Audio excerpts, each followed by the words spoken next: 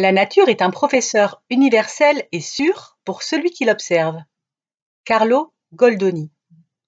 Alors, se former avec la nature en entreprise, fantasme ou réalité?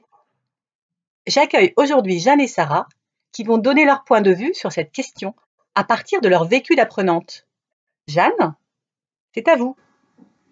Merci Dorothée de me donner la parole car c'est un sujet qui me tient à cœur et je suis loin d'être la seule, j'imagine. Bon, sachez déjà que je suis en totale adéquation avec votre citation. Je trouve la nature essentielle dans nos vies, mais je reste sceptique à plusieurs niveaux. Déjà, je ne dirais pas que la nature en formation est un fantasme.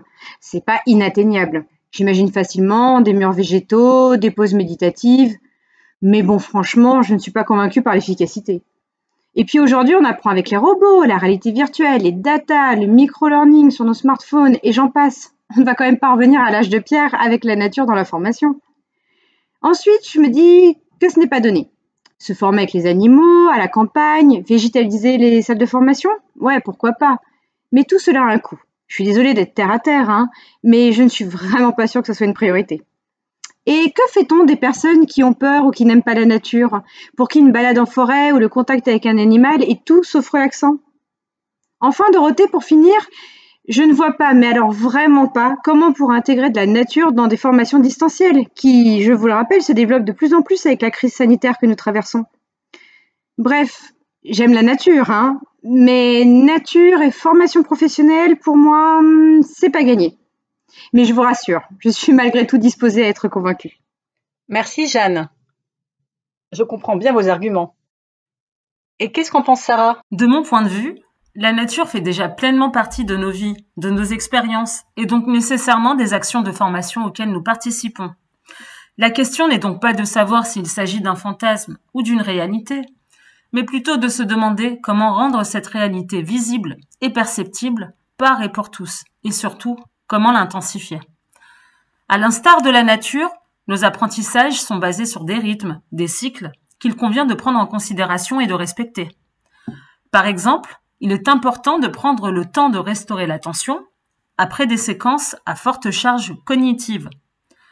On retrouve cette dimension cyclique dans les saisons, dans nos rythmes biologiques, dans notre alimentation, en consommant par exemple des produits locaux et de saison. Et d'ailleurs, de nombreuses études montrent que le contact avec la nature est particulièrement bénéfique pour réduire le stress et la fatigue, qui sont des freins à l'apprentissage.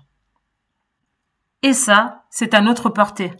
Il suffit de petites actions au quotidien, des promenades en forêt quand c'est possible, ou encore le simple fait d'aménager un petit espace vert dans son espace de formation, permet de redonner une véritable place à la nature dans nos quotidiens.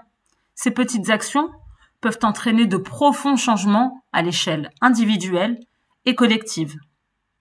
Et à distance, on peut très bien imaginer d'utiliser des activités immersives à l'aide de vidéos ou de podcasts qui intégreraient des images ou des sons de nature. La réalité virtuelle offre également de nombreuses possibilités qu'il nous suffit d'exploiter. Nous avons tendance à nous considérer comme étant en dehors de la nature, alors que nous faisons partie d'elle et qu'elle fait partie de nous. Dissocier la nature de la formation est donc pour moi un non-sens, car la nature est à la fois un espace, un soutien, un maître et un vecteur d'apprentissage. Finalement, la nature est une source d'inspiration.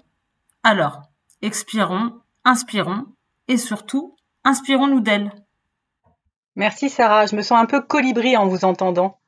Merci pour ces témoignages très éclairants. En effet, on comprend mieux comment la nature peut intégrer nos formations, les limites aussi que cela pourrait générer, et aussi les opportunités que nous donne la nature pour mieux apprendre. Chers auditeurs, chères auditrices, on vous propose de partager avec nous sur les réseaux sociaux vos expériences de prise en compte de la nature en formation, votre avis sur ce thème et pourquoi pas vos rêves. On va se quitter maintenant sur quelques vers de George Sand. À Aurore. La nature est tout ce qu'on voit, tout ce qu'on veut, tout ce qu'on aime, tout ce qu'on sait, tout ce qu'on croit, tout ce que l'on sent en soi-même. Elle est belle pour qui la voit, elle est bonne à celui qui l'aime. Elle est juste quand on y croit et qu'on la respecte en soi-même. Regarde le ciel, il te voit, embrasse la terre, elle t'aime. La vérité, c'est ce qu'on croit en la nature, c'est toi-même. George Sand.